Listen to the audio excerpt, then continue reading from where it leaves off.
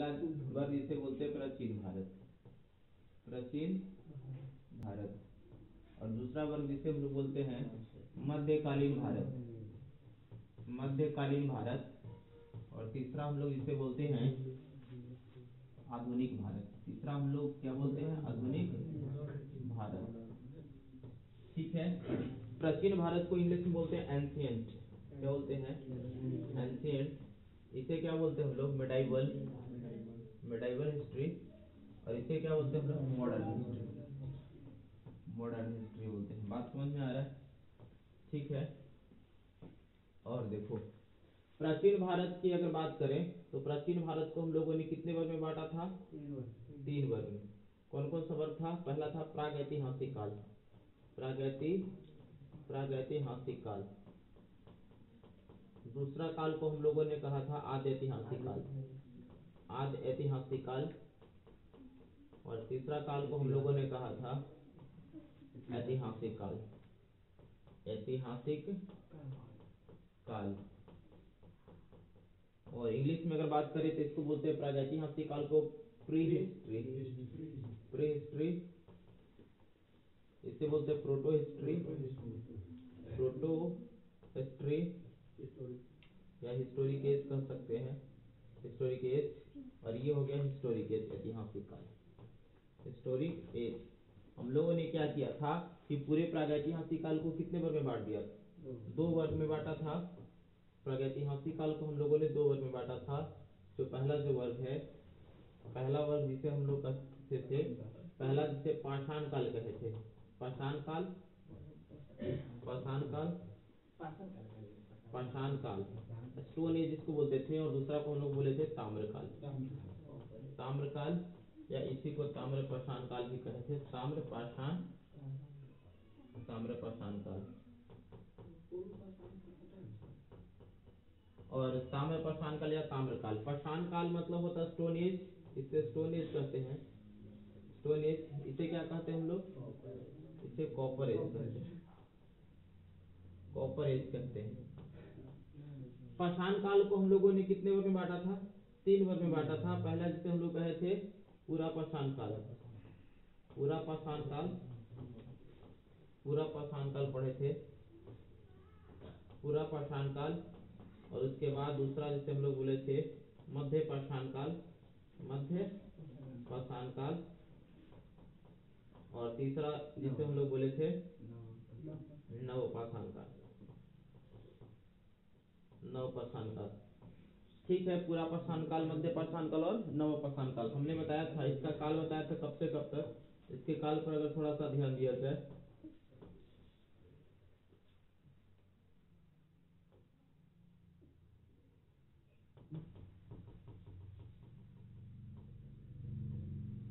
इसके काल पर थोड़ा सा ध्यान दिया तो बताए थे इन्फिनिटिव से लेकर कब तक? 8000 बीसी तक हम लोगों ने पढ़ा था। इसके बाद मध्य पाषाण काल 8000 बीसी से लेकर कहाँ तक पढ़ा था? 4000 बीसी। अलग अलग किताब में अलग अलग आंकड़े देते हैं, उससे टेंशन लेने की आवश्यकता नहीं है। 4000 बीसी। और नव पाषाण काल हम लोगों ने पढ़ा था 4000 बीसी से, 4000 बीसी से लेकर के 2500 बीसी। और हम लोगों ने पूरा पाषाण काल में किस चीज का खोज हो चुका था? तो बताए थे इसमें इसमें सिर्फ आग का खोज हुआ था, मानव के द्वारा सिर्फ आग का खोज किया जा चुका था। इसमें हम लोगों ने पशु को पालना शुरू कर लिया था, तो ये पशुपालन हो गया। और पशुपालन में सबसे पहला जो पशु को पाला था वो क्या था? कुत्ता। और नव पाषाण की बात करें तो इसमें तो पशु को तो पाल ही रहे थे, तो पशुपालन के साथ साथ, और पशुपालन में इसमें भेड़ भी पाल रहे थे। क्या पाल रहे थे? तो पशुपालन के साथ साथ, पशुपालन के साथ साथ हम लोग कृषि प्रारंभ कर लिए थे। और 2-4 चीज का खोज कर लिए थे, जैसे, और किस चीज का खोज कर लिए थे? तो कृषि के साथ साथ हम लोगों ने चाक बताए थे, चाक का खोज कर लिए थे, पहिया का खोज कर लिए थे, इन चीजों का खोज कर लिए थे। ठीक है। उसके बाद हमने बताया था कि लगभग 3000 बीसी आते आते, कब आते आते? 3000 बीसी आते आते, 3000 बीसी आते आते हम लोगों ने तांबा का खोज कर लिया था। तो 3000 से बीसी से लेकर के ये 2000 बीसी तक था। और लगभग 2500 बीसी आते आते, 2500 बीसी आते आते हम लोगों ने किस चीज का खोज कर लिया था? तांबा में टीन को मिलाकर कांसा को खोज कर लिया था। इसीलिए इस ऐतिहासिक युग को कांस्य युगीन बोलते हैं। कौन सा युगीन? कांस्य युगीन काल बोलते हैं। कांस्य युगीन काल बोलते हैं। और ये कब से कब तक है? 2500 से लेकर के 2500 बीसी से लेकर के 2500 बीसी से लेकर के कब तक ये रहेगा? तो ये ऐतिहासिक काल में 2500 बीसी से लेकर के, ध्यान देना, 2500 से लेकर के 600 बीसी तक रहे। कब तक रहेगा? हम लोगों ने पढ़ा था कि प्रागैतिहासिक काल किसे कहते हैं। इसमें बताया था कि लिखा हुआ मिला था कि नहीं मिला था? कोई लिखा हुआ नहीं था। क्या हम लोग पढ़ पाए? जब लिखा हुआ ही नहीं था तो पढ़ने का कोई टेंशन ही नहीं है। बता, इसमें क्या लिखा हुआ मिला था? लिखा मिला। क्या पढ़ पाए? ये सब पता नहीं कौन कौन बात लिख दिया कि हम लोग पढ़ ही नहीं पाए। और इसमें लिखा हुआ भी मिला और हम लोग लिखा भी मिला और पढ़ भी पाए। और वैसे काल को हम लोग पढ़ भी पाए, तो वैसे काल को ऐतिहासिक काल बोलेंगे। और ऐतिहासिक काल कब से कब तक? 2500 बीसी से लेकर के 600 बीसी तक। और इसमें अगर थोड़ा सा ध्यान दिया जाए तो इसमें सबसे पहला जो चैप्टर हम लोग पढ़ेंगे कांस्य युगीन काल, या इसी को ऐतिहासिक काल कहते हैं। इसमें नहीं, एक मिनट, ये वाला जो तुम्हारा आद्य ऐतिहासिक काल बचा नहीं, ये वाला आद्य ऐतिहासिक काल देखो कब से कब तक। एक काम कर लेते हैं, आद्य ऐतिहासिक काल जो है ना, आद्य ऐतिहासिक काल, ये वाला आद्य ऐतिहासिक काल की बात करें तो ये आद्य ऐतिहासिक काल को ही हम लोग कौन सा काल बोलते हैं? कांस्य युगीन काल कहते हैं। आद्य ऐतिहासिक काल को ही कांस्य युगीन काल कहते हैं। और ये तब शुरू होता है जब हमने तांबा में क्या मिला लिया था? टीन मिला करके तांबा में, यानी कि कॉपर में टीन को मिलाया तो बन गया क्या? कांसा बना। क्या बना? कांसा। इसीलिए इस युग को कांस्य युगीन काल कहते हैं। कौन सा काल कहते हैं? कांस्य युगीन काल। और ये कब से कब तक है? 2500 बीसी से लेकर के।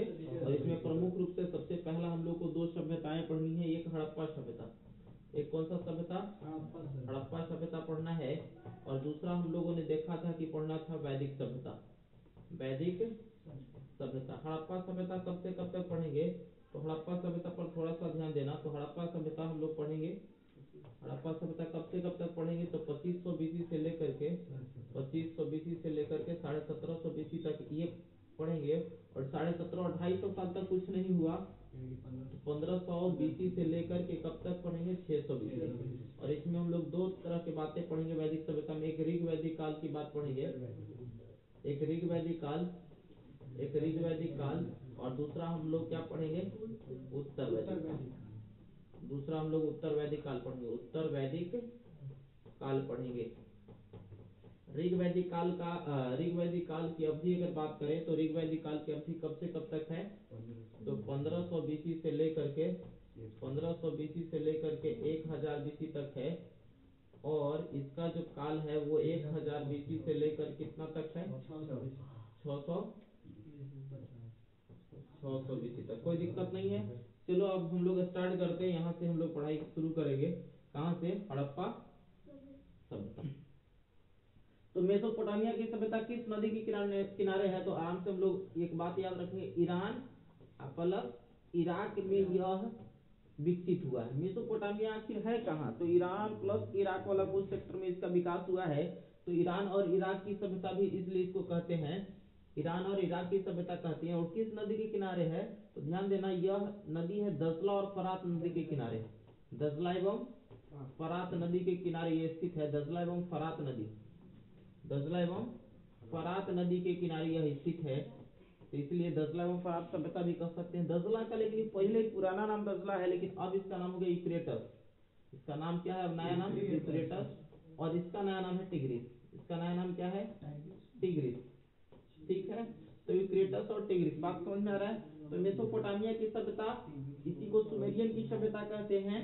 और या इसी को इराक और ईरान, क्योंकि इसका विकास कहाँ हुआ? ईरान और इराक वाला सेक्टर में विकास हुआ है। तो ईरान और इराक वाला अगर सेक्टर में विकास हुआ है तो इसीलिए इसको ईरान एवं इराक की सभ्यता बोलते हैं। और यह दजला एवं फरात नदी के किनारे क्या हुआ है? विकसित हुआ है। और दजला का नया नाम यूफ्रेटस और फरात का नया नाम क्या है? टिग्रिस है। ये तो विश्व का सबसे पुराना क्या है? सभ्यता है। ठीक है, इसके बाद देखो, इसके बाद थोड़ा सा ध्यान देना, इसके बाद चीन की सभ्यता। चीन की सभ्यता की बात करें तो चीन की सभ्यता जो थी वो किस नदी के किनारे मिला? तो हवांगो नदी के किनारे मिला। हवांगो नदी के किनारे मिला। और यदि हवांगो नदी के किनारे मिला इस चलते इसको हवांगो सभ्यता भी कह सकते हैं। और हवांगो नदी जो कि चाइना का ये देखने में एकदम पीला पीला लगेगा, तो इसलिए इसको पीला नदी भी कहते हैं। कौन सा नदी कहते हैं? पीला नदी कहते हैं। और यह चीन का शोक नदी भी कहलाता है। कभी कभी पूछ जाए चीन का शोक नदी कौन है, तो हवांगो नदी। कौन है? हवांगो नदी, जो कि चीन का शोक नदी है। चीन की सभ्यता के बाद हम लोग का भारत की सभ्यता डेवलप होता है। और भारत की जो सभ्यता है, भारत की सभ्यता जो है, जिसे हम लोग सिंधु घाटी सभ्यता कहते हैं। क्या कहते हैं? सिंधु घाटी सभ्यता। सिंधु घाटी सभ्यता कहते हैं। क्या कहते हैं? सिंधु घाटी सभ्यता कहते हैं।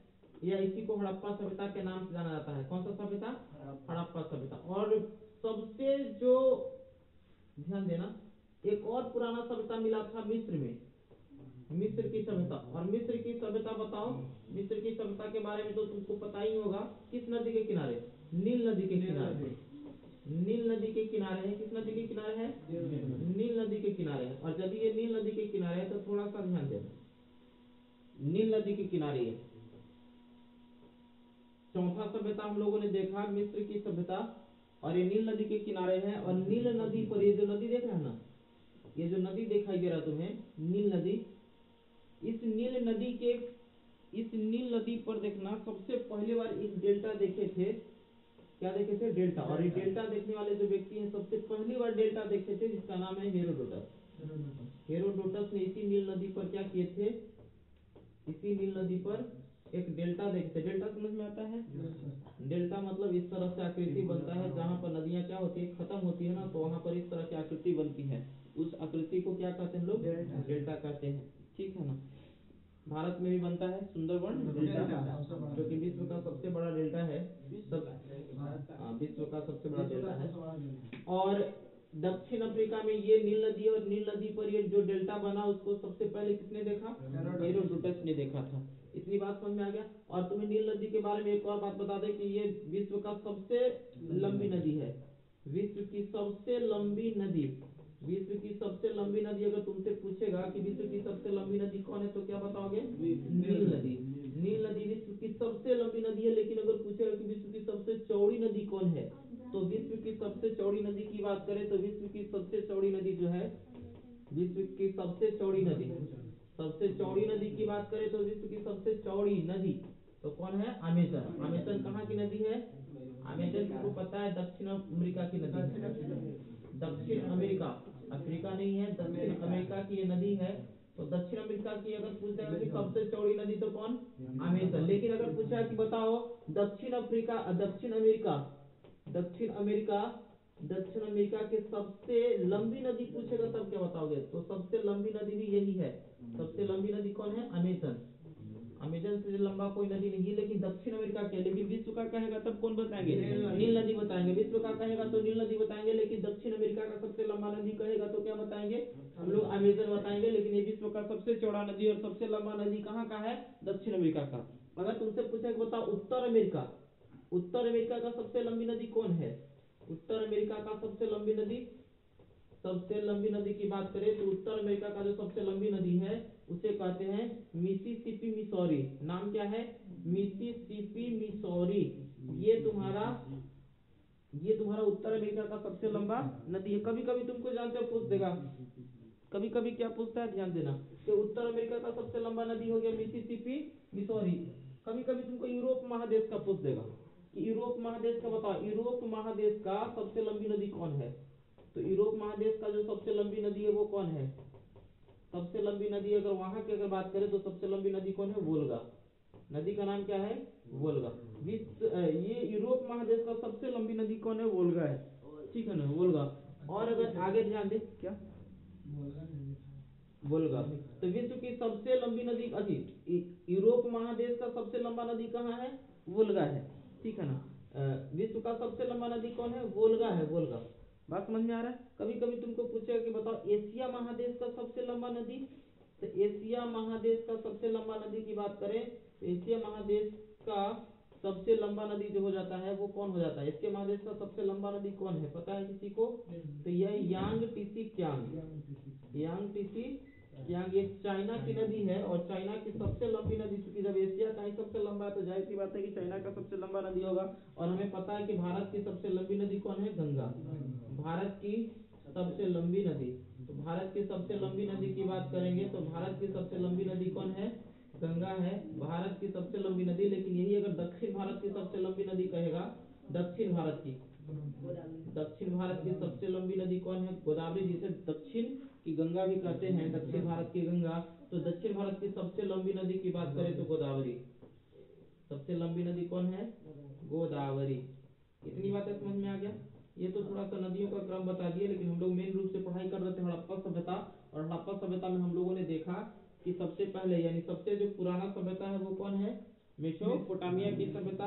और मेसोपोटामिया की सभ्यता के बाद चीन की सभ्यता, चीन की सभ्यता के बाद भारत की सभ्यता। और भारत की सभ्यता जो है यानी हड़प्पा सभ्यता या सिंधु घाटी सभ्यता कहते हैं, वो विश्व का सबसे बड़ा सभ्यता है। सबसे बड़ा कहेगा तब हड़प्पा सभ्यता, सबसे पुराना कहेगा तब क्या मारेंगे? मेसोपोटामिया मारेंगे। बात समझ में आ रहा है? सबसे पुराना और सबसे बड़ा में थोड़ा सा ध्यान रखना। अब अगर आगे बात करें ना तब थोड़ा सा और ध्यान देना, आगे ध्यान देते हैं। आगे क्या ध्यान देना है, हम लोग हड़प्पा सभ्यता के बारे में चर्चा करते हैं। हड़प्पा हड़प्पा सभ्यता, हड़प्पा सभ्यता, ठीक है। इसी को सिंधु घाटी सभ्यता भी बोलते हैं, इसे सरस्वती सभ्यता भी बोलते हैं। इसे क्या बोलते हैं? सरस्वती सभ्यता भी कहते हैं, क्योंकि सरस्वती नदी के किनारे बहुत सारे स्थल मिले तो सरस्वती सभ्यता भी बोलते हैं। या इसी को क्या बोलते हैं? सिंधु घाटी, सिंधु घाटी सभ्यता। तो बहुत सारे नामों से जाना जाता है, इन सभी नामों को ध्यान में रखना।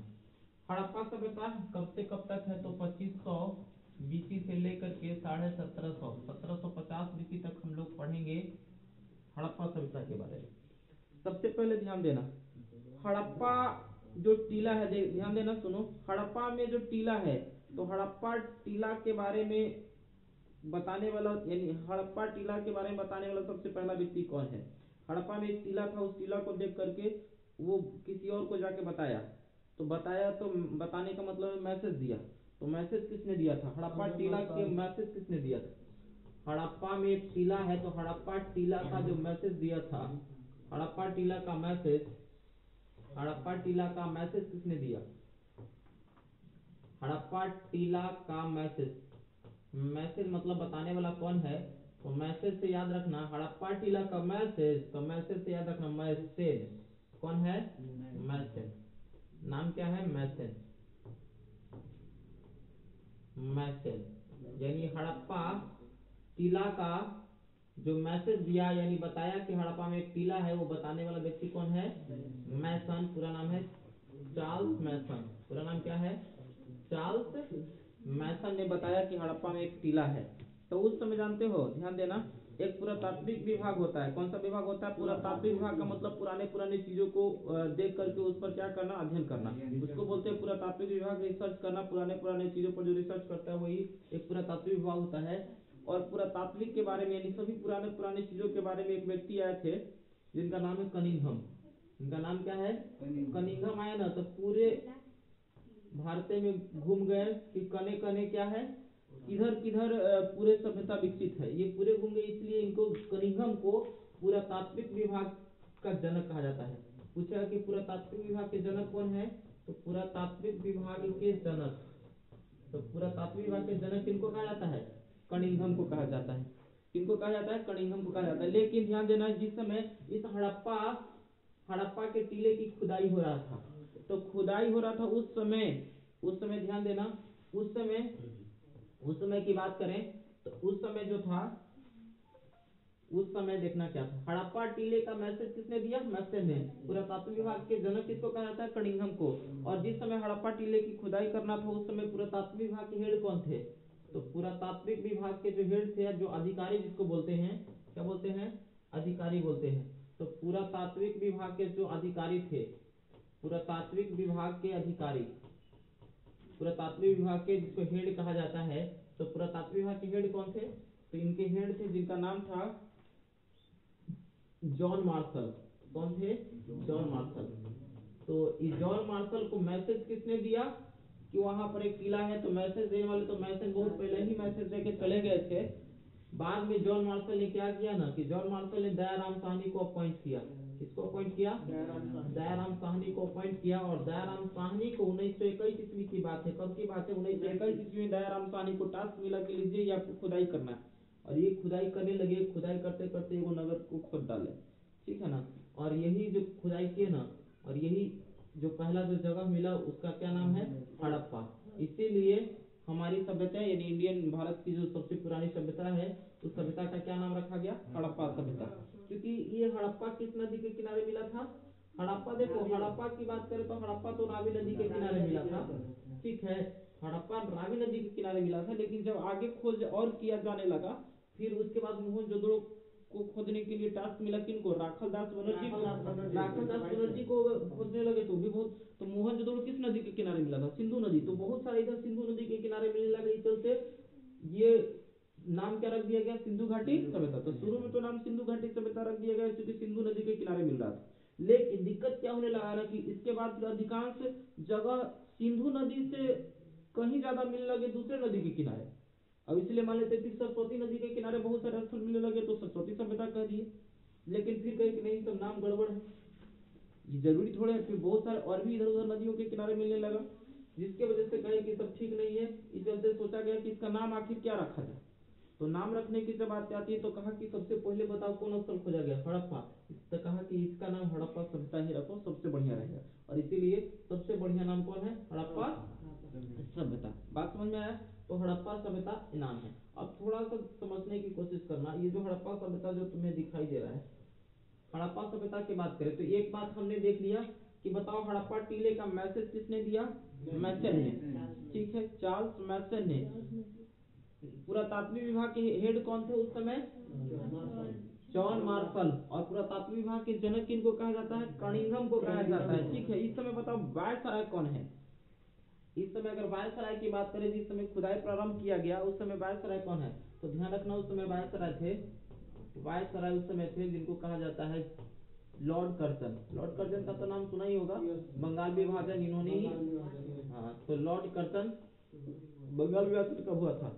1905। हाँ, तो 1905 में लॉर्ड कर्जन इसमें मेन भूमिका निभाए। और इस समय 1905 में क्या हुआ? बंगाल विभाजन हो गया। बातें समझ में आ गया? अब चलो आगे। अब हम लोग थोड़ा सा ध्यान दें, तो थोड़ा सा ध्यान देना है। थोड़ा सा ध्यान क्या देना है? भारत में जब कहाँ कहाँ से स्थल मिले उनको थोड़ा समझते हैं।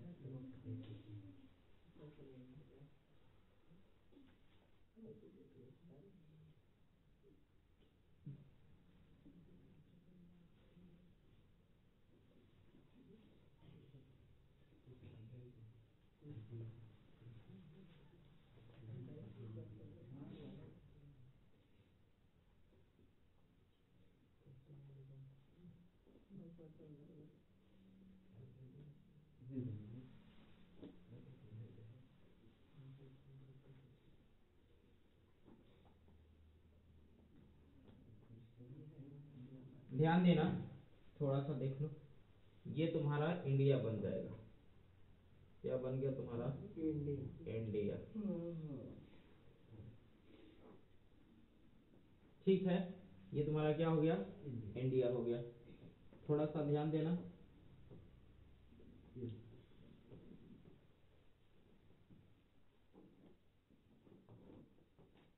ये तुम्हारा बन गया इंडिया।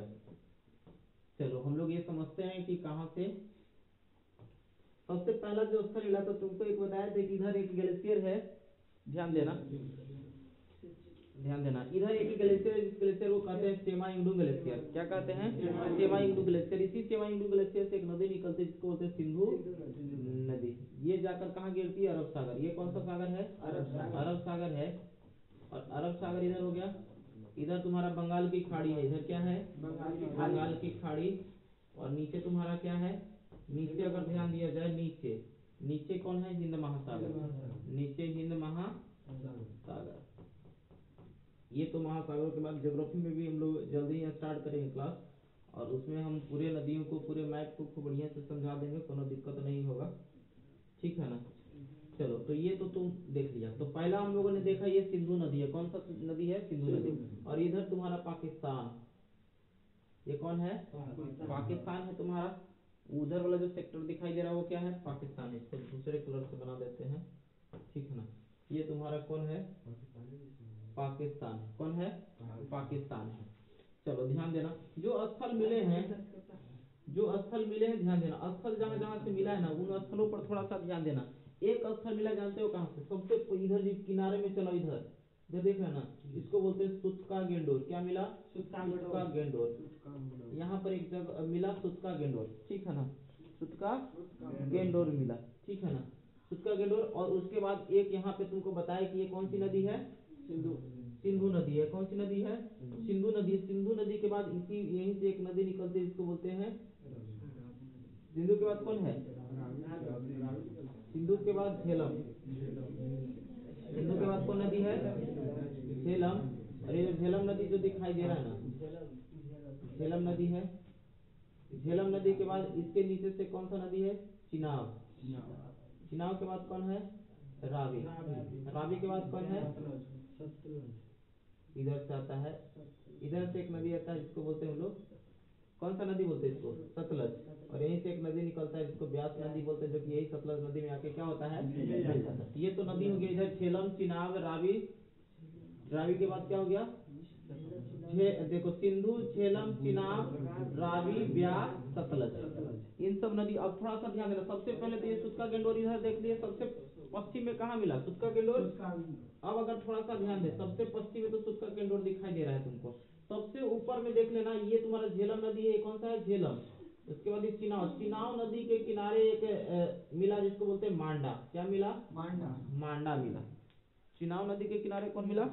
मांडा। मांडा की खोज कौन किए थे? तो मांडा के खोज करने वाले थे जगपति, जगपति जोशी। मांडा के खोज करने वाले कौन थे? जगपति जोशी थे, जिन्होंने इनका खुदाई किया। मांडा के बाद देखना, ध्यान देना, तो इधर एकदम इधर इधर तुम्हारा क्या है? मुंबई है। मुंबई। मुंबई में यहाँ पर एक जगह है तुम्हारा जिसका नाम है दायमाबाद। दायमाबाद। तो ये दायमाबाद एक स्थल मिला कहाँ? मुंबई में। और ये तुम्हारा इधर उत्तर प्रदेश वाला सेक्टर दिखाई दे रहा है, वही कहाँ है? उत्तर प्रदेश है। उत्तर प्रदेश में एक जगह मिला जिसको बोलते हैं आलमगीरपुर। क्या बोलते हैं इसको? आलमगीरपुर एक जगह मिला। तो इस 4 जगहों का नाम याद हो गया। ऐसे देखो, लगभग पूरे हड़प्पा सभ्यता के स्थल की बात करें ना, पूरे हड़प्पा सभ्यता में जब खुदाई शुरू हो गया तो बहुत सारे जगह मिले, लगभग 350 जगह मिले। कितने? 350। जिसमें से जानते हो खाली गुजरात में 200 मिला। जिसमें गुजरात में कितने मिले? गुजरात में लगभग 200 स्थल मिले। कितने स्थल मिले हैं? गुजरात में बहुत स्थल मिले, लेकिन हमें जो इम्पोर्टेंट जो स्थल मिले हैं, उन स्थलों के बारे में क्या करेंगे? चर्चा करेंगे। बाकी के बारे में चर्चा करने की कोई जरूरत नहीं है। तो ये चारों इंपॉर्टेंट बहुत ज्यादा है, ठीक है ना। ये चारों बहुत इंपॉर्टेंट है। अब तुमको पूछा, ये तो बता दी कि जो मांडा जो है वो किस नदी के किनारे से? ये तुमको दिखाई दे, ये कौन सा नदी है? ये कौन सा है? झेलम है। और एक मिनट, ये झेलम है ना। और ये कौन सा है? चिनाब। तो ये चिनाब, ये वाला थोड़ा सा और नीचे कर लेते हैं। ये जो दिखाई दे रहा है ना, ये मांडा यहाँ पर है। ये कहाँ पर है? मांडा यहाँ पर। बात समझ में आ गया? चलो, तो एक तो समझ में आ गया कि मांडा किस नदी के किनारे है? चिनाब नदी। किस नदी के किनारे है? चिनाब नदी। चिनाब नदी के किनारे तुम्हारा मांडा मिल गया, ठीक है। उसके बाद अगर देखिए, सुत्का गेंडोर, इधर एक नदी है जिस नदी को बोलते हैं डास्क नदी। कौन सा नदी है? तो डास्क नदी के किनारे कौन तुम्हारा मिला? और ये दायमाबाद, जिसको परवार नदी बोलते हैं। क्या नदी बोलते हैं? परवार। या इसी परवार न देकर के तुमको पता है कि ये इसी के बगल में परवार किसकी सहायक नदी है? गोदावरी की। इस चलते कभी कभी दायमाबाद गोदावरी भी दे सकता है, उसमें कोनो टेंशन लेने की जरूरत नहीं है। तो दायमाबाद किस नदी के किनारे मिला? हाँ, गोदावरी नदी के किनारे मिला। अब अगर इन तीनों को मिला दिया जाए ना, इन तीनों को अगर तुम मिला दोगे, इन तीनों को अगर मिलाते हो तो देखो कैसा आकृति बन जाता है। तीनों को मिलाने से देखो एक आकृति बनेगा। यहाँ से ऐसे मिला दिया, ठीक है, और यहाँ से ऐसे मिला दिया, और यहाँ से लगभग ऐसे मिला देंगे, तो लगभग तुम्हारा क्या बन जाएगा? लगभग अगर देखा जाए तो लगभग ये बन जाएगा त्रिभुजाकार। इसीलिए कभी कभी पूछता है कि बताओ सिंधु घाटी सभ्यता का आकार कैसा है। तो रटे रहोगे तो हमेशा गड़बड़ होगा। फोटो देखो, फोटो से सब पता चलता है कि कैसा आकृति है। तो फोटो से तुम्हें देखने से कैसा आकृति लग रहा है? त्रिभुजाकार लग रहा है। इसका मतलब आकृति कैसी थी? त्रिभुजाकार, ठीक है ना। और दूसरा एक बात पता ये भी चलता है इसकी, हम लोग चौहदियों के बारे में अगर पता करें तो आराम से पता चल रहा होगा। बताओ पश्चिम में कौन है? पश्चिम में कौन? सूचका गेंडोर है।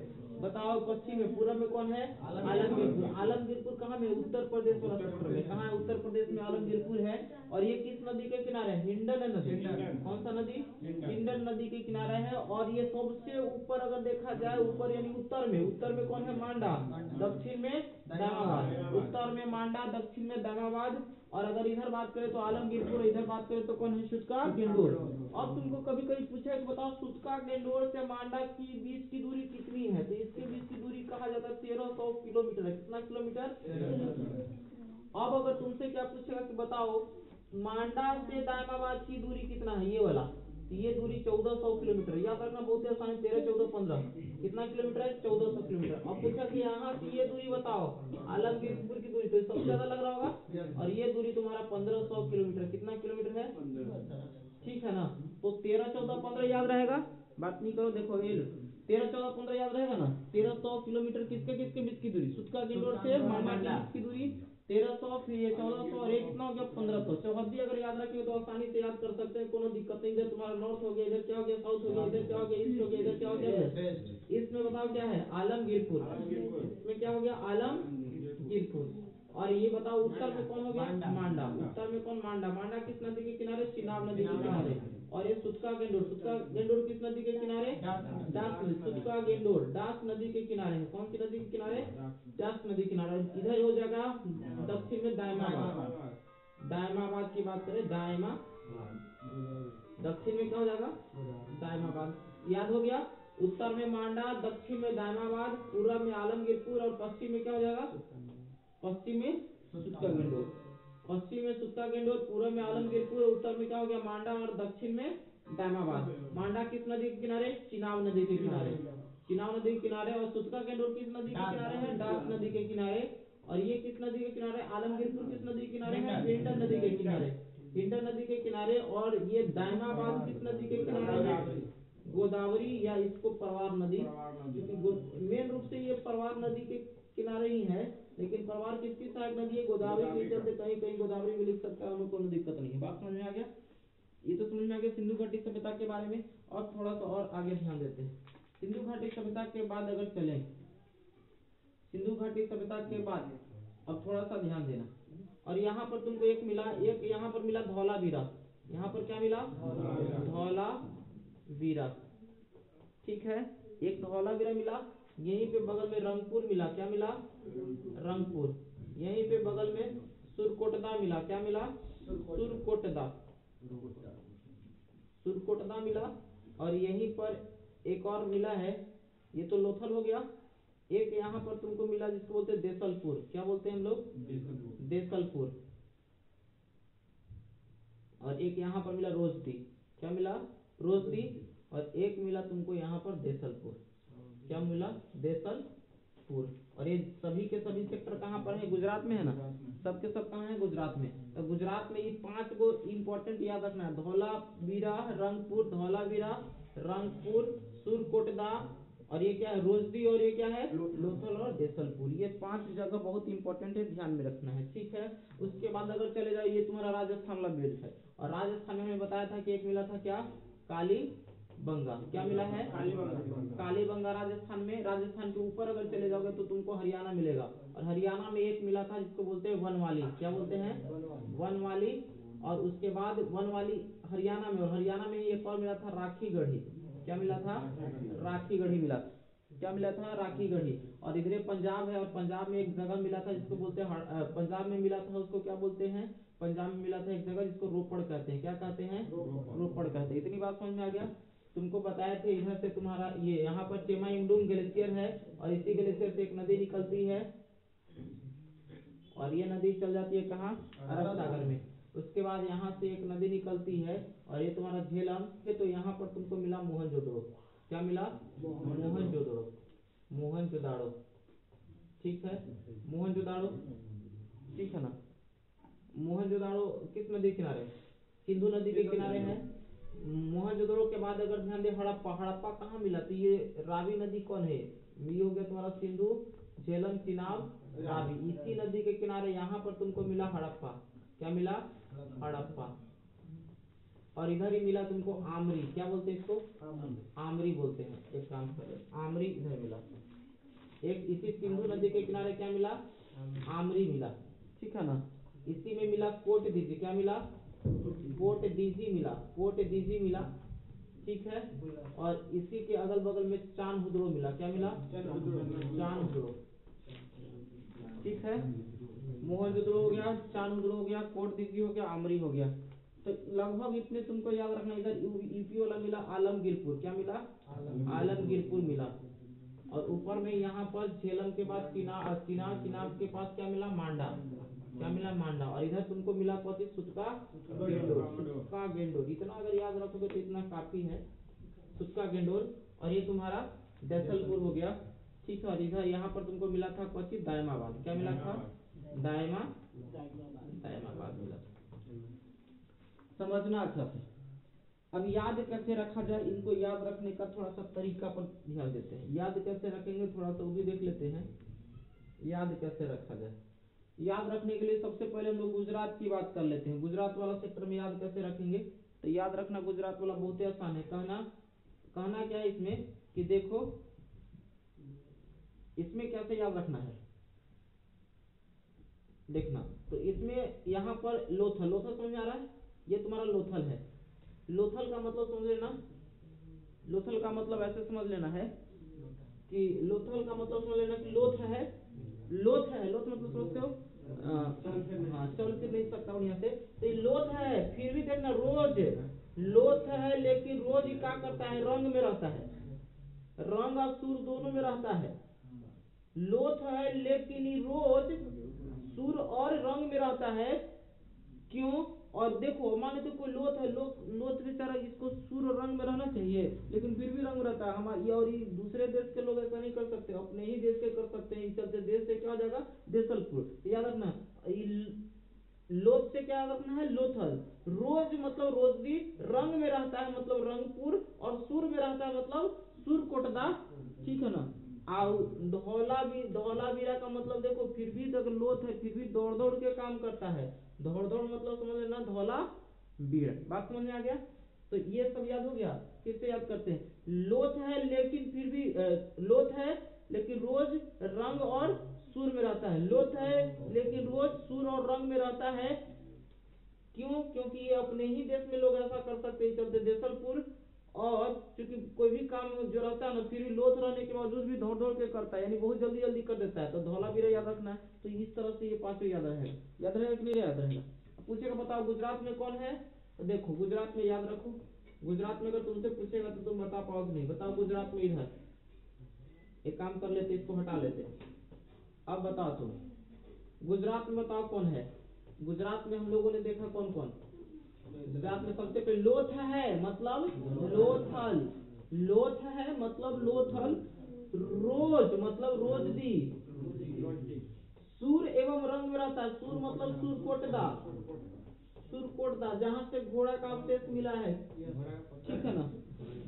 सुरकोटदा के बाद बताओ लोथ है लेकिन रोज सूर एवं रंग में रहता है। रंग मतलब क्या हो जाएगा? रंगपुर। और ऐसा दूसरे देश के लोग नहीं कर सकता, अपने ही देश के कर सकता है। तो देसलपुर, देसलपुर याद रखना है। और देसलपुर के बाद बताया कि ये लोथ रहने के बावजूद भी दौड़ दौड़ के काम करता है, इस चलते इसको धौलावीरा, धौलावीरा को ही हम लोग सफेद कुआं कहेंगे। क्या कहेंगे? सफेद कुआं कहेंगे। इतनी बातें समझ में आ गई? कोई दिक्कत तो नहीं ना? चलो याद हो गया सब गुजरात वाला। लोथल गुजरात वाला क्या याद हो गया? लोथल। ये तुम्हारा क्या हो गया? लोथल, रोजदी, सुरकोटदा, रंगपुर, देसलपुर और धौलावीरा। धौलावीरा को सफेद कुआं कहते हैं। और रंगपुर को क्या कहते हैं? रंगपुर से यहीं से धान की भूसी मिला है, धान की भूसी, धान की भूसी यहाँ से मिला रंगपुर से, सुरकोटदा से घोड़ा का, ठीक है ना। और लोथल तो बहुत वीआईपी जगह है, वहां से बंदरगाह मिला है। क्या मिला है? बंदरगाह मिला है। तो बहुत वीआईपी जगह है। अब आगे थोड़ा सा ध्यान देना। तो चलो ये गुजरात वाला याद हो गया सबको। चलो उसके ऊपर अगर चले ना, ऊपर ध्यान देना थोड़ा सा। ऊपर क्या है? राजस्थान। तो राजस्थान मतलब देखो ये कालीबंगा है। तो बताओ राज करोगे किसके कृपा से? हाँ, काली जी की कृपा से राज करोगे। तो राज से राजस्थान याद रखना। आओ काली से कालीबंगा याद रखना, ठीक है ना।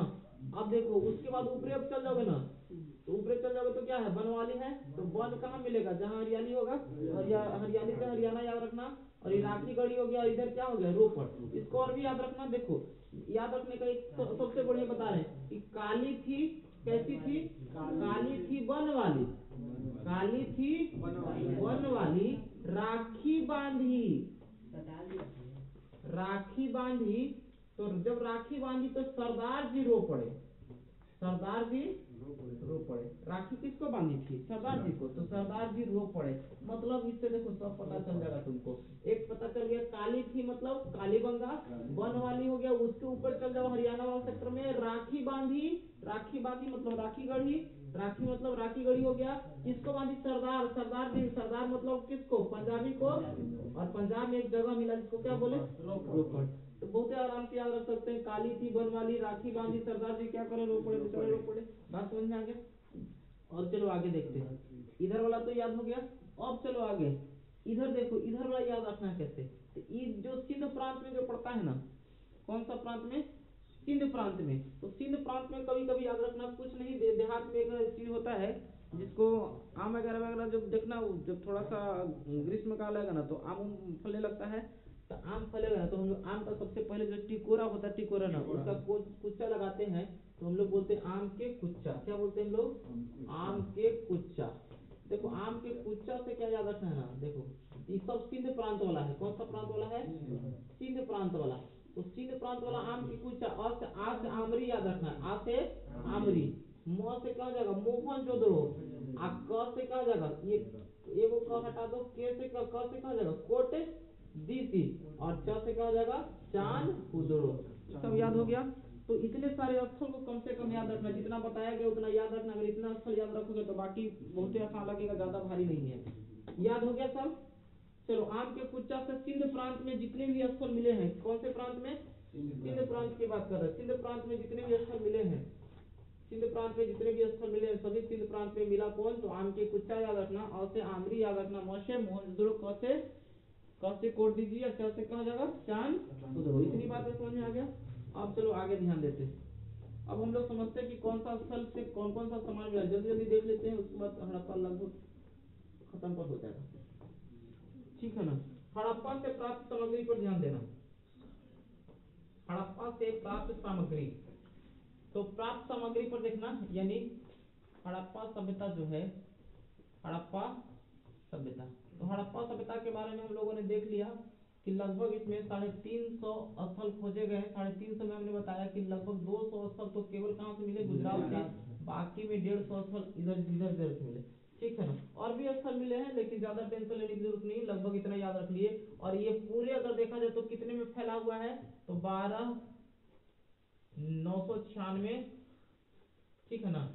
कितना इकाई जाएंगे, सैकड़ा, हजार, 10,000, लाख, 10 लाख, तो मतलब ये लगभग हो जाए इतना वर्ग किलोमीटर। एनसीईआरटी के अनुसार इतना है, लेकिन लगभग हम लोग 13 लाख वर्ग किलोमीटर कहते हैं। इसको क्या कहते हैं, 13 लाख वर्ग किलोमीटर में यह क्या है, फैला हुआ है। 13 लाख वर्ग किलोमीटर में फैला हुआ है कौन, सिंधु घाटी सभ्यता। अब हम लोग समझते हैं सिंधु घाटी सभ्यता में जो स्थल है, उन स्थलों से कौन कौन से सामान मिले हैं उनको थोड़ा सा याद रखते हैं। तो सबसे पहला देखो डेट याद रखना, 1921 में खोजा गया। सबसे पहले 1921 वाला एक डेट याद रखना है, 1921 में, फिर 1922 में, 1922 के बाद याद रखना 1931 में, 1931 के बाद 1951 में, 51 के बाद याद रखना 1953 में, और 53 के बाद याद रखना 1955 में, 55 के बाद 1958 में याद रखना, और एक 1973 वाला। ये इतने कम से कम इतना याद रखना है। तो ये 1921 में कौन सा स्थल खोजा गया, हड़प्पा। हड़प्पा 1922 में बताओ कौन सी खोजा गया, मोहनजोदड़ो, मोहनजोदड़ो।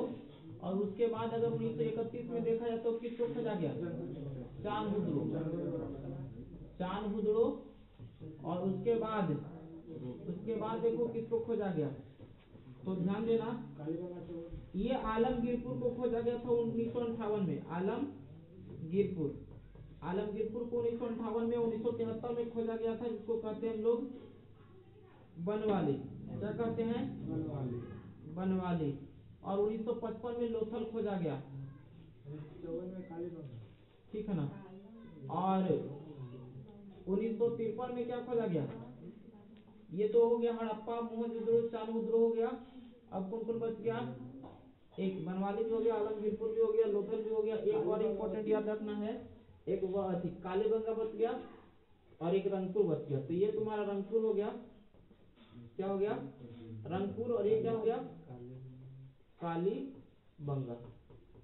इतने सारे स्थल का नाम याद रखना डेट के साथ, ठीक है ना? डेट कभी कभी पूछता है। अभी हड़प्पा बताओ ये कहाँ पर है? हड़प्पा कहाँ? पाकिस्तान में है ना? तो पाकिस्तान में। बताओ मोहनजोदड़ो भारत में कि पाकिस्तान में? पाकिस्तान, सिंध वाला प्रांत में। चारमुद्रो बताओ कहाँ में? पाकिस्तान में है। देश का नाम पूछ सकता है, जगह पूछेगा तो सिंध बताएंगे। कालीबंगा कहाँ है? हमारे इंडिया में। और इंडिया में कहाँ है? काली जी की कृपा से राज करोगे तो राजस्थान, ठीक है। रंगपुर से याद रखना, रंगपुर मतलब क्या हो जाएगा? रंगपुर का मतलब हो जाएगा, रंगपुर किस नदी के किनारे? देखना, सुकुमादर, सुकुमादर नदी, ठीक है। उसके बाद लोथल बताओ, भोगवा नदी। ये इंपॉर्टेंट है, बड़ी बार परीक्षा पूछता है। भोगवा आलमगीरपुर बताए, हिंडन नदी। कौन सा नदी? हिंडन। और बनवाली मतलब, बनवाली से या इसको पढ़ लेना, बनाली। बनवाली को क्या पढ़ना है? बनाली। क्या बनाली भाई? तो रंगोली बनाली। क्या बनाली? रंगोली। तो इसको याद रखना, रंगोली मतलब रंगोई नदी। कौन सा नदी? यानी बनवाली किस नदी के किनारे? रंगोई नदी। ये आलमगीरपुर, हिंडन, ये भोगवा, सुकमादर, राजस्थान नदी लिख दिए। रंगपुर ये सब कहाँ में है? इस सब अगर देखा जाए तो ये तुम्हारा गुजरात में। ये कहाँ में है?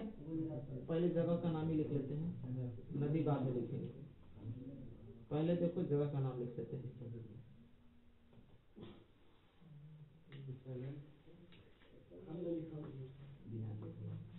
चलो, राजस्थान के बाद अगर रंगपुर बात करें, रंगपुर कहाँ में है? रंगपुर कहाँ में है? रंगपुर गुजरात में है। चलो ध्यान देना।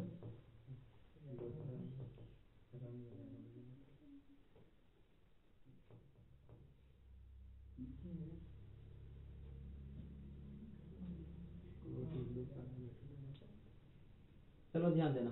तो राजस्थान में है, रंगपुर कहाँ में है? गुजरात में। रंगपुर तुम्हारा गुजरात में, लोथल भी गुजरात में, और आलमगीरपुर कहाँ है? उत्तर प्रदेश में है। और बनवाली कहाँ है? तो पता ही होगा, हरियाणा। अब कौन कौन नदी के किनारे? नदियों का नाम पर थोड़ा सा ध्यान देना। नदी कौन कौन से नदी के किनारे है? देखो, सबसे पहले याद रखना है ये वाला, हड़प्पा कौन सी नदी के किनारे है? रावी नदी के किनारे। कौन सी नदी के किनारे? रावी। और मोहनजोदड़ो किस नदी के किनारे है? मोहनजोदड़ो सिंधु नदी के किनारे है। सिंधु नदी के किनारे है। और ये चारमुद्रो भी सिंधु नदी के किनारे। कौन सा नदी? सिंधु नदी के किनारे। और कालीबंगा जो कि राजस्थान में है, सरस्वती नदी। किस नदी? सरस्वती नदी। इसी को घग्गर नदी भी कहते हैं। कौन सा नदी? घग्गर नदी। गुजरात में रंगपुर है। रंगपुर कौन सा नदी के किनारे है? सुकमादर, सुकमादर नदी हो गया। उसके बाद लोथल में भोगवा नदी। कौन सा नदी? भोगवा। और उसके बाद आलमगीरपुर, हिंडन नदी। कौन सा नदी है? हिंडन नदी। उसके बाद चले तो हरियाणा, बनवाली। बनवाली में बताओ कौन सी नदी बताए थे? बनाली। क्या बनाली? रंगोली बनाली मतलब रंगोई नदी। कौन सी नदी? चलो, नदी का नाम याद हो गया। इनके खोजकर्ता कौन है? हड़प्पा के दयाराम साहनी। दयाराम, दयाराम साहनी।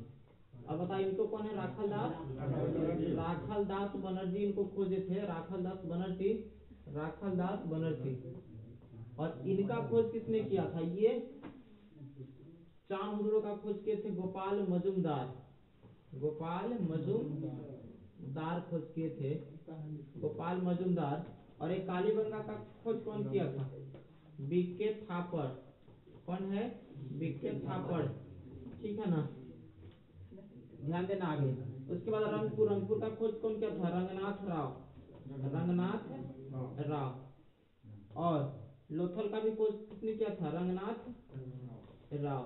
और इसका खोज किया था यज्ञदत्त शर्मा, यज्ञदत्त शर्मा ने किया था।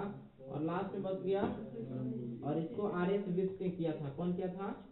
आर एस विस्ट। अब याद रखना है कि यहाँ से जो स्थल मिले ना, उन स्थलों का नाम याद रखना है कि हड़प्पा से कौन कौन से स्थल मिले हैं। किससे? हड़प्पा से। तो हड़प्पा से कौन कौन से स्थल मिले उनको थोड़ा सा ध्यान में रख लेना। हड़प्पा से जो स्थल मिले हैं ना, कहाँ से? हड़प्पा से। तो हड़प्पा से क्या क्या मिला, उन चीजों को थोड़ा सा ध्यान दे लेते।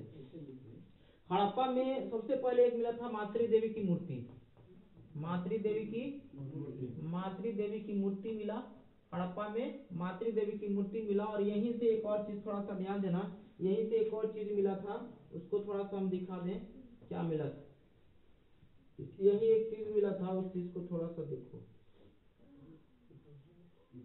फोटो दिखाते हैं ना, फोटो है नहीं चलेगा फोटो, ये कोटी का फोटो है, ये नहीं, हाँ ये वाला है, देखो दिखाई दे रहा है कुछ?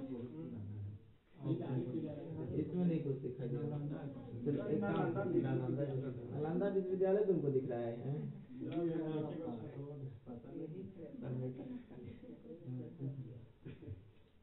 मूर्ति ना था, तो मूर्ति यहाँ, मूर्ति नहीं दिखा रहे जी, वहाँ पे हम एक चीज दिखा रहे हैं, देखो ये कुछ है।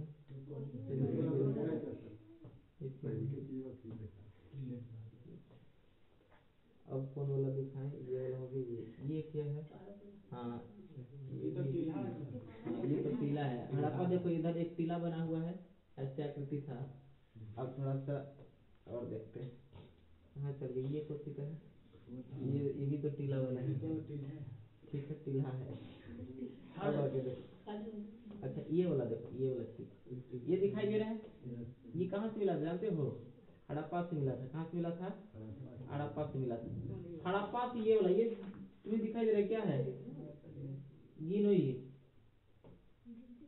घर बनाने वाला घर नहीं है, हड़प्पा सभ्यता से मिला है। इसको बोलते अन्नागार, यही पे अनाज रखता था लोग। तो देखो गिनोई के वो है, एगो दूगो, हाँ अनाज रखने वाला है। देखो ध्यान, एक दो तीन चार पाँच छः, इन्हें से भी देखो 1 2 3 4 5 6 है ना। तो इसका मतलब हमने देखा कि जो हड़प्पा से क्या मिला, तो हड़प्पा से एक बात मिला, हड़प्पा से देखो क्या मिला, हड़प्पा से तुमको मिला, देखो हड़प्पा से क्या मिला, ये समझ में आया? हड़प्पा से देखो क्या मिला, ये दिखाई दे रहा है ना सबको? तो हड़प्पा से अन्नागार मिला। कैसा अन्नागार मिला समझ में आ गया? कैसा अन्नागार मिला ये तो समझ में आ गया, कोई दिक्कत नहीं ना है। हड़प्पा से जो सामान मिला वो तो तुमको दिख गया। तो ये इसको क्या बोलेंगे? हड़प्पा से जो मिला वो तुमको दिखा दिए, और इसको बोलते हैं 6 के, 1 2 3 4 5, तो 6 के, ठीक है ना, 6 के कतार में अगर देखा जाए तो 2 अन्नागार मिले, 6 के 2 कतार में, 6 के यानी एक कतार में क्या है 6 गो, और ऐसे ऐसे कितने मिले 2 गो मिला। तो इसको कहेंगे कि 6 के 2 कतार में क्या मिले, अन्नागार मिले। 6 के कितने कतार में? 2 कतार में, यानी एक कतार में कितने 6 गो। तो इसको बोलते हैं, हटा देते हैं इसको चलो हटा देते हैं। समझ में आ गया बात? कोई दिक्कत तो है नहीं। तो हड़प्पा से, तो हड़प्पा से मातृ देवी की मूर्ति मिला, देख लो इसमें मूर्ति है, पता नहीं चलेगा सब। अब देखो कितना, सोच लो आज से 2500 साल पहले की बात है, 2000 साल पहले की बात है, तो ये सब काम नहीं चला। बात देखो आगे देखो, तो मातृ देवी की मूर्ति समझ में आ गया। मातृ देवी की मूर्ति के बाद क्या मिला देखो, मातृ देवी की मूर्ति हो गया। मातृ देवी की मूर्ति के बाद अगर ध्यान दे तो एक मिला 6 के 2 कतार में, 2 कतार में क्या मिला, अन्नागार मिला। बात नहीं करो, अन्नागार में देखो यहीं से एक और मिला था, हाथी, ह से हड़प्पा, ह से हाथी के खोपड़ी मिला था, हाथी के खोपड़ी मिला था। और देखो यहाँ से एक ताबूत, ताबूत मिला। ताबूत समझते हो क्या होता है? ईसाई लोग को जिसमें दफनाया जाता है उसको ताबूत कहते हैं, ठीक है ना। तो ताबूत मिला था, यहीं से कब्रिस्तान भी मिला है। यहाँ से क्या मिला था? कब्रिस्तान मिला था, और उस कब्रिस्तान का नाम लिखा था RS-37। क्या नाम था? RS-37 कब्रिस्तान। इसका बहुत जगह से कब्रिस्तान मिला है, लेकिन हड़प्पा वाला कब्रिस्तान थोड़ा इंपॉर्टेंट है। और यहीं से एक स्वास्तिक का चिन्ह मिला था। किसका चिन्ह मिला था? स्वास्तिक का चिन्ह देखो दिखाते हैं जो मिला था। स्वास्तिक वाला चिन्ह कहाँ गया जो मिला था? स्वास्तिक वाला चिन्ह होगा, अपलोड किए होंगे ना। तो स्वास्तिक का चिन्ह उंगली देखा नहीं, कने लिखल है प्लस, छोड़ दो। तो यहीं से मिला था क्या? स्वास्तिक का चिन्ह। किसका चिन्ह मिला था? स्वास्तिक का चिन्ह। तो देखो हड़प्पा से क्या क्या मिला? मातृ देवी की मूर्ति मिला, 6 के 2 कतार में अन्नागार मिला, हाथी की खोपड़ी मिला, कब्रिस्तान मिला, ताबूत मिला, और क्या मिला? स्वास्तिक का चिन्ह मिला। इतना बहुत है, इतना याद रखोगे तो बहुत है। बात समझ रहे हो ना? इतना याद रखो। उसके बाद दूसरा नंबर पे अगर बात करें, दूसरा नंबर पे कौन है? दूसरा नंबर पे तुम्हारा ये है। दूसरा नंबर पे कौन है? मोहनजोदड़ो। मोहनजोदड़ो से देखो बहुत सारा सामान मिला, उन सामानों को थोड़ा सा याद रखते हैं। देखो मोहनजोदड़ो से जो सामान सब मिला है, तो मोहनजोदड़ो से जो सामान मिला, जो पहला जो सामान मिला, सबसे पहले ध्यान देना, यहाँ पर एगो बहुत ही विशाल अन्ना अति मिला, स्नानागार स्नानागार मिला, स्नान करे वाला मिला। स्नान करे वाला देखो स्नानागार यहाँ पर मिला है, स्नानागार। ये जो तुमको दिखाई दे रहा है देखो, बहुत ही वीआईपी स्नानागार है, ध्यान देना, बहुत ही वीआईपी स्नानागार है। देखो दिखाई दे रहा होगा, आज वाला उस समय देखो नगरीय सभ्यता है, हड़प्पा सभ्यता का नगरीय सभ्यता है। तो नगर में भी ऐसा सिस्टम तुमको देखने को मिलेगा। आज भी हीरो हीरोइन देखना है इसी में स्नान करती है, देख रहा ना हमारे ये देखा ना कितना डिजाइन का बना हुआ है, इसी को क्या बोलते हैं हम लोग, यही तुम्हारा दिखाई दे रहा ना, एकदम विशाल क्या स्नानागार है। एक में ना स्नान किया करते थे लोग, बात समझ रहे। ये तुम्हारा क्या है स्नानागार, देखो कहाँ से मिला है, मोहनजोदड़ो से, मोहनजोदड़ो से मिला। कहाँ से मिला, मोहनजोदड़ो से ये स्नानागार मिला। अब देखो ये स्नानागार मिला, अब देखो ये याद कैसे रखेंगे, तो कहना कि मोहन है, ये कौन है, मोहन है। तो मोहन नाम का लड़का, ये मोहन मतलब समझ लेना मोहनजोदड़ो, तो मोहन नाम का लड़का है ना, डेली डेली उठता है, उठ करके हेकड़े में डुबकी लगाएगा स्नानागार में। स्नानागार में डुबकी लगाने के बाद ना क्या करता है ना, स्नानागार में डुबकी लगाने के बाद एगो पुरोहित को पकड़ लेता है। पुरोहित समझते हो, पुरोहित की मूर्ति पूजा उजा करवाने वाले पंडित जी इसको बोलते हैं। तो पुरोहित को पकड़ करके आई क्या करते हैं ना कि पशुपति शिव की पूजा करते हैं, पशुपतिनाथ की मूर्ति मिला, तो पशुपतिनाथ की मूर्ति मिला, ठीक है ना। तो पशुपतिनाथ या पशुपति शिव भी कह सकते हैं। देखो ध्यान देना थोड़ा सा, पशुपति शिव को नहीं देना, पशुपति शिव ये तुम्हारे हैं पुरोहित जी, पुरोहित जी आगे, पुरोहित जी, ये पुरोहित जी देख लो, नाक मुंह सब टूट गया है, पुरोहित जी बात समझ गया, नाक मुंह सब टूट गया है, कोई दिक्कत नहीं, लेकिन ये पुरोहित जी है, इन्हीं को ध्यान में रखना है। पुरोहित जी समझ में आ गया। पशुपति शिव का फोटो देखते हैं, पशुपति शिव का फोटो कौन है, पशुपति शिव का फोटो, पशुपति ये किसका फोटो है, ये तो सिकंदर आ गया, सिकंदर का फोटो। पशुपति शिव का फोटो थोड़ा सा दिखा देते हैं तुम लोग को, इसमें जाता है ये नहीं,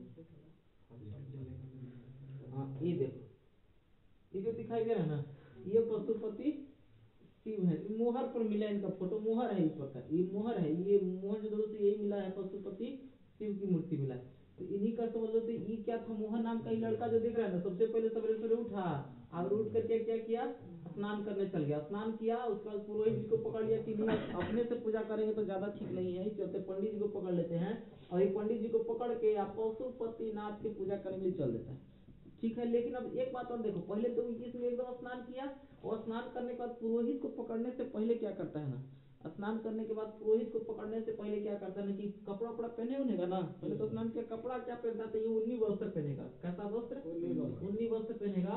उन्नी वस्त्र के साथ साथ क्या पहनेगा, उन्नी वस्त्र हो गया या तो सूती वस्त्र, कॉटन जिसको बोलते हैं। तो इसका मतलब उन्नी वस्त्र और सूती वस्त्र कहाँ से मिले हैं, मोहनजोदड़ो। तो सूती वस्त्र हो गया, उन्नी वस्त्र और सूती वस्त्र। तो उन्नी वस्त्र या सूती वस्त्र पहन करके पुरोहित को पकड़ लिया, कहा कि ये पुरोहित जी तनी पूजा करवा दीजिए, तो पशुपतिनाथ की पूजा करवा दिया। पूजा करवाने के बाद देखो पूजा उजा हो गया, पूजा होने के बाद सोचा कि अब तनी जाते हैं, तो सोचा ना कि पता चला कि कहीं गांव में नाच हो रहा है, तो चल गया यहीं से नाच, सोचा कि तनी नाच देख लेते हैं। तो यहीं से मिला, कांसे की नर्तकी मिली, क्या मिली है, कांसे की नर्तकी। नर्तकी किस चीज की थी, कांसे की नर्तकी। थोड़ा सा नर्तकी को देख लो, कांसे की नर्तकी करेंगे, कांसे की नर्तकी, कांसे की नर्तकी करें, ये देखो वीआईपी कांसे की नर्तकी है, देख रहे हैं कैसे है, ये कांसे की नर्तकी है, जो बना हुआ है किसका, तांबा और टीन को मिला करके बनाया गया कांसा की नर्तकी है। यही मिला मोहनजोदड़ो से, दिखाई दे रहा है ना, ऐसने है, तो यही मिला है, जो मिला वही दिखा दिया तुम लोग को, ठीक है ना। तो कांसे की नर्तकी ये भी कांसे की नर्तकी ही है, देखो कांसे की नर्तकी डांस उस करते हुए दिखाया गया है, ठीक है ना। अब जो भी रहे कांसे की नर्तकी, आगे देखो, आगे ध्यान देना, कांसे की नर्तकी समझ में आ गया। और देखो अब एक बात और देखो, जब पूजा उजा करवाने जाता था तो आप बताओ, अभी पूजा करवाने जाएगा मोहनजोदड़ो में, अगर पूजा करवाने गया, अच्छा ये मोहन नाम का लड़का सवेरे सवेरे उठ करके क्या किया, स्नान किया, उठ कर क्या किया, स्नान किया, स्नान करने के बाद क्या किया, उन्नी वस्त्र या सूती वस्त्र पढ़ करके पुरोहित को पकड़ लेता है। लेकिन पकड़ने से पहले एक और काम करता है, देखो पूजा उजा करने के लिए पानी लोटा उटा में लोगे ना, बताइए पानिया का ये स्नानागार में से लोगे, एक में स्नान किया, एक से पूजा करोगे, गड़बड़ बात है, कुआं में से। तो बताओ कुआं कहाँ से मिला है, कुआं में से। और उसके बाद ये पुरोहित को पकड़ के पशुपतिनाथ की पूजा किया, पूजा करके सोचा कि तनी जाते हैं नाच देखने के लिए, तो कांसे की नर्तकी यानी डांस देखने के लिए जा रहा था। तो जैसे ही नाच देखने के लिए जा रहा था ना, तो एक जगह पे देखा कि 38 को नर कंकाल एक जगह, बेचारा डरे भाग गए थे, नाचो नहीं थे। बात समझ रहा है ना? तो फिर से याद करते हैं। मोहन नाम का लड़का था, सुबह सुबह उठ के बेचारा स्नान किया करता था। स्नान करने के बाद ऊनी वस्त्र या सूती वस्त्र पहन करके कुआं से एक जल पानी लेकर के, कहाँ से पानी लेता था? कुआं से एक लोटा पानी लेकर के पुरोहित को पकड़ करके पशुपतिनाथ की पूजा करके जा रहा था नाच देखने। लेकिन नाच देखने जा रहा था, कांसे की नट की नाच देखने जा रहा था, लेकिन जाते समय रास्ते में लौड़ती उसको नरकंकाल मिला ना, बेचारा भागे वजह से। याद हो गया सब? मोहनजोदड़ो से क्या क्या सामान मिले, बहुत ही आसानी से हम लोग याद कर पाए, कोनो दिक्कत नहीं। इतनी बात समझ में आ गया? कोई दिक्कत यहाँ तक? अब चलो आगे। ये तो हो गया तुमको मोहनजोदड़ो से जो सामान मिले। अब थोड़ा सा आगे चलो। चल गया फोटो, कोई दिक्कत नहीं, फोटो की कोई जरूरत नहीं। अब ये तो मोहनजोदड़ो से मिला। मोहनजोदड़ो के बाद देखो, मोहनजोदड़ो के बाद हम लोग आगे क्या पढ़े थे? चान्होदड़ो। चान्होदड़ो बड़ा वीआईपी जगह है। देखो चान्होदड़ो से क्या क्या मिला, ध्यान देना। चान्होदड़ो से सबसे पहला इंपॉर्टेंट चीज तो मिला, यहाँ से गुड़िया बनाने की एक फैक्ट्री मिला। बड़ी हाई फाई जगह है, गुड़िया बनाने की एक फैक्ट्री मिला। गुड़िया बनाने की क्या मिला? एक फैक्ट्री मिला। गुड़िया बनाने की क्या मिला? एक फैक्ट्री मिला। रिकॉर्डिंग हो रहा है? गुड़िया बनाने की एक फैक्ट्री मिला। क्या मिला? गुड़िया बनाने की एक फैक्ट्री मिला। और इस गुड़िया बनाने की फैक्ट्री मिला, और साथ ही साथ कहता है जितना भी सौंदर्य टाइप का चीज मिलेगा ना, सौंदर्य मतलब सुंदर सुंदर चीज, सौंदर्य सामग्री की बात करें, ठीक है ना, मेकअप के सामान की बात कर लें, ठीक है ना, जैसे मान लेते हैं काजल उजल मिला, काजल मिला, बिंदी मिला, ये सब देख रहे हैं ना, काजल बिंदी मेकअप के सामान ये सब है, ठीक है ना। मेकअप के सामान, किसका सामान? मेकअप के सामान। और एक लिपस्टिक लिख लो तुम लोग, लिपस्टिक वाला तो देखो लोग, फोटो ये देखो, लिपस्टिक का फोटो देखो, तो तुमको लिपस्टिक का कोई लड़की लगे, लड़की का फोटो थोड़ी मिला लिपस्टिक लगाई हुई, होगा, देखना ध्यान से देखो, ये लिपस्टिक है, दिख रहा है, ये पड़ा हुआ है तो इसमें ये लिपस्टिक है, बोला होगा पता सर है, इसी पर पड़ा लाओ का कोई आदमी थोड़े लगे ले रहेगा, अभी तक आदमी बचल थोड़े कि तुमको आदमी वाला मिल जाएगा। बात समझ में आ रहा है ना? तो ये बात क्या हो गई? अब चलो ध्यान देना। तो ये हो गया, ये क्या हो गया? लिपस्टिक हो गया। ये कहाँ से मिला? जितना भी अगर मान लेते सौंदर्य अगर सामग्री की बात करेगा ना, तो सब कहाँ से मार देना? चान्होदड़ो से। चान्होदड़ो के बाद अगर आगे चले, चान्होदड़ो के बाद आगे, चान्होदड़ो के बाद आगे कौन सा पढ़े थे हम लोग? चान्होदड़ो के बाद आगे क्या पढ़े थे? आगे पढ़े कालीबंगा। कालीबंगा, बताओ काली जी की कृपा से क्या हो गया? उस समय भी अगर इस समय यहाँ से देखो, एक बहुत इंपॉर्टेंट चीज मिला, जूता खेत में था, जूते हुए खेत, तो जूते हुए खेत मिला। इसका मतलब ऐसे याद रखना है कि देखो उस समय भी अगर मान लेते हैं कि खेत जोता जा रहा है, इसका मतलब क्या उस समय कोई हल बैल ये सब था? नहीं था। फिर भी अगर उस समय अगर कोई अगर मान लेते जोता जा रहा है, इसका मतलब ये काली जी की कृपा से ही हो सकता है। किसकी कृपा से हो सकता है? काली जी की कृपा से हो सकता है। और यहीं पर तुमको अग्निकुंड भी मिले हैं। क्या मिले हैं? अग्निकुंड। अब काली जी है तो भाई पूजा पाठ तो होगा ही ना, अग्निकुंड भी मिले हैं, ठीक है ना। अब देखो कालीबंगा के बाद अगर थोड़ा सा ध्यान दे तो आगे तुमको एक रंगपुर मिला। रंगपुर से क्या मिला? रंगपुर से याद रखना है, रंगपुर से सबसे पहले तो एक को मिला, रंगपुर से क्या मिला? रंगपुर से एक चीज मिला, धान के भूसी, धान के भूसा मिला। और धान के भूसा के साथ साथ यहाँ से गेहूं का भी साक्ष्य मिला। किसका साक्ष्य मिला? गेहूं के साक्ष्य मिला, ठीक है ना। और ध्यान देना, एक वनवाली, वनवाली से एक क्या मिला था? ध्यान रखना, वनवाली से, वनवाली हम बताया थे कि ऊपर में है वनवाली। और यहाँ से एक हल के आकृति का खिलौना मिला। हल के आकृति का क्या मिला? खिलौना। ये खिलौना मिट्टी का बना हुआ है। हल के आकृति का क्या मिला? खिलौना मिला। हल के आकृति का खिलौना मिला है, कहाँ से? वनवाली, ठीक है ना। हल के आकृति का, वन में बताओ हल ना मिलेगा? वन में आदमी अगर देखो जंगल झाड़ में तो वो सब मिट्टी उट्टी का कोई जाल मिलेगा, तो वहाँ खिलौना नहीं मिलेगा। हाँ, अब चलो वनवाली के बाद अगर थोड़ा सा आगे ध्यान देना, तो रंगपुर, रंगपुर तो लिख लिए, बनवाली लिख लिए। एक आधा सुरकोटदा से हमने बताया था क्या मिला था? सुरकोटदा से क्या मिला? सुरकोटदा से, सुरकोटदा से अगर बात करें तो घोड़ा का साक्ष्य मिला। किसका? घोड़ा का साक्ष्य मिला। ये एक बड़ा इंपॉर्टेंट याद रखना, लोथल, लोथल बड़ा इंपॉर्टेंट है, इसे तो याद रखना। लोथल, लोथल को थोड़ा सा समझने का काम करना। लोथल जो दिखाई दे रहा है तुमको, लोथल, लोथल बताए थे कि गुजरात वाला सेक्टर में है। कहाँ में है? लोथल गुजरात वाला सेक्टर में। ये जो लोथल जो तुमको दिखाई दे रहा है ना, लोथल, लोथल से सबसे पहले मिला एगो बंदरगाह मिला है, बहुत ही पुराना बंदरगाह है। पूछा कि सबसे पुराना बंदरगाह भारत का, तो ये लोथल है। बंदरगाह को क्या कहते हैं, दूसरा नाम एक पतन भी कहते हैं। क्या कहते हैं, पतन। एक और नाम है गोदीबड़ा। कभी कभी पूछ देगा ना पूछ कि गोदीबड़ा कहाँ से मिला, तो लड़का गोदीबड़ा कहाँ से मिला, तो गोदीबड़ा हो गया, तो बंदरगाह हो गया, पतन हो गया, गोदीबड़ा हो गया, कहाँ से सब मिला, लोथल से मिला। बात समझ में आ गया। उसके बाद लोथल के बाद अगर थोड़ा सा ध्यान दे, लोथल के बाद अगर एक थोड़ा सा और ध्यान दे तो ये तो बंदरगाह हो गया। अब बताओ, यहाँ से अगर बंदरगाह मिला, इसका मतलब यहाँ से व्यापार होता होगा। अब यहाँ से व्यापार होके कहाँ जाता होगा, अब सोचने वाली बात है कि व्यापार होके आखिर कहाँ जाता होगा। तो थोड़ा सा अगर देखोगे ना, उसमें तो वर्ल्ड का मैप नहीं बनाए, वर्ल्ड का मैप नहीं बनाते, ये तो इंडिया का तुम्हारा मैप हो गया।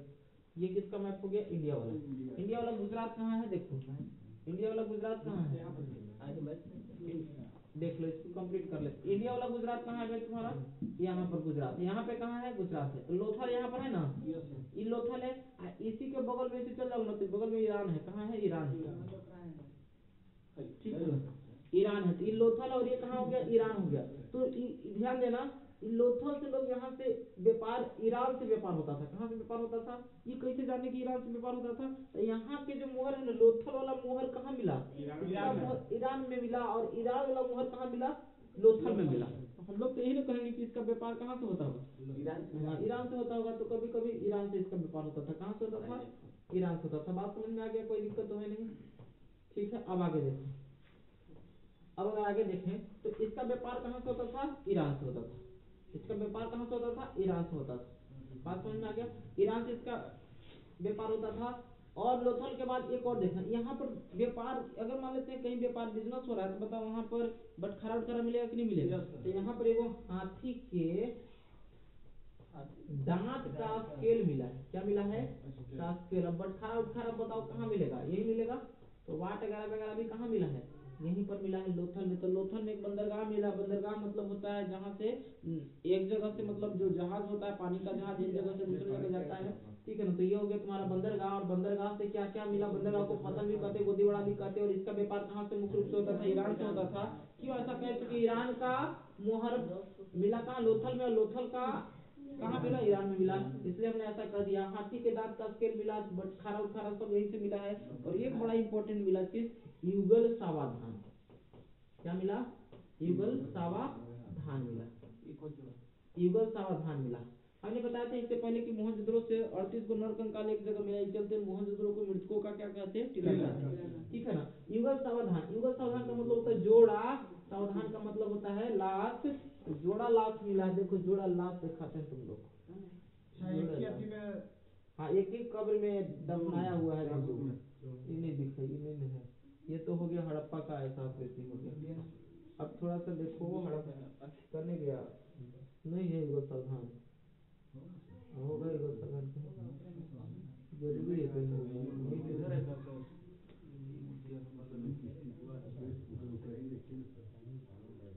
युगल सावधान नहीं डाले थे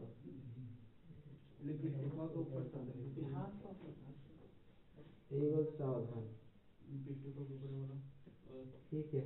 हाँ ये देखो, ये दिखाई दे रहा ना, ये बेचारे मियाँ बीवी हैं, इनको पकड़ के तो दफना दिया। अब पकड़ के दफना दिया कि क्या किया वो तो समझ में आता है, लेकिन अब इनको दफनाने से क्या तुम लोग को लगता है, ये जो है। अच्छा बताइए, स्त्री कौन है पुरुष कौन है, कैसे पता चला। अच्छा लंबा वाला ही पुरुष है, तो लंबा वाला देख के पुरुष कर दिया, ठीक है पुरुष। और ये कौन है, स्त्री। जरूरी है, अब जरूरी नहीं, लेकिन ऐसे जनरली ऐसे ही चलता है। समझ लो कि ये अब इनको एक साथ अपनाया गया, तो इससे क्या पता चलता, हो सकता है कि दोनों प्रेमी होंगे, ठीक है ना। दो बातें पता चलता, हो सकता है कि एक दूसरे से प्रेम करते होंगे, तो लोगों ने मिलकर इसको पार लगा के एक जगह गाड़ दिया कि सुन लो बढ़िया सुनो। और नहीं तो दूसरा हो सकता है कि जब मरे ना तो भी मर गए होंगे, यानी सती प्रथा का भी यहाँ से बात पता चलता है। लेकिन एक्चुअली ऐसा कुछ रहा नहीं होगा कि सती प्रथा वाला कोई सिस्टम होगा। इतनी बात समझ में आ गया। तो ये युगल सावधान बताओ कहाँ से मिला, लोथल से। इन्हीं के पास प्लेट मिला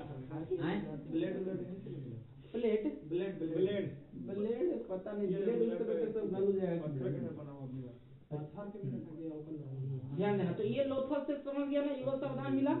और यहीं से फिर यहाँ से एक और बात मिला था, यहीं से तुमको एक अति भी मिला था, जिसको क्या बोलते हैं, देखो ध्यान देना, यहीं से एक और चीज मिला, और इसको हम लोग कहते हैं क्या, ध्यान देना, उसको हम लोग कहते हैं आगे देखो, यहीं से एक और सामान मिला जिसको बोलते हैं अग्निकुंड। अग्निकुंड एक जगह से और मिला था, यहाँ से भी अग्निकुंड मिला। क्या मिला है? अग्निकुंड मिला। तो इतनी बात तो समझ में आ गया। तो हमने एक बात तो समझा दिया, देखो हमने क्या क्या समझा दिया। देखो हमने देखो किसके किसके बारे में पढ़ लिया। हड़प्पा से जो सामान मिले पढ़ लिया, हड़प्पा पढ़ लिया, मोहनजोदड़ो पढ़ लिया, चरहत्तरू पढ़ लिया, कालीबंगा पढ़ लिया, रंगपुर पढ़ लिया, ठीक है ना। रंगपुर से सबसे पहले धान की भूसी और क्या मिला? गेहूं। हाँ, आज जौ कहाँ से मिला था? जौ कहाँ से मिला है? बनवाली से ही जौ मिला है। बनवाली से क्या मिला है? और मानव द्वारा जो सबसे पहला जो कृषि में जो उपजाया हुआ चीज वो कौन है? जौ है। और जौ कहाँ से मिला? बनवाली से जौ मिला है, जौ का साक्ष्य मिला है, ठीक है ना। और रंगपुर से गेहूं का साक्ष्य मिला है।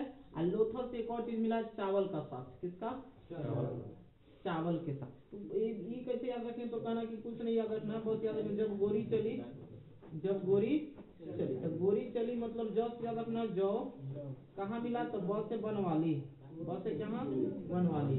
गो से गेहूं मिला, कहाँ मिला? तो रंगपुर। गेहूं कहाँ मिला? रंगपुर, ठीक है। और चौ से याद रखना है, चावल कहाँ से मिला? लोथल से। बताओ लोथल से धान नहीं मिला। लोथल के ही बगल में बताए थे कि कौन है? लोथल के ही बगल में कौन है? रंगपुर है।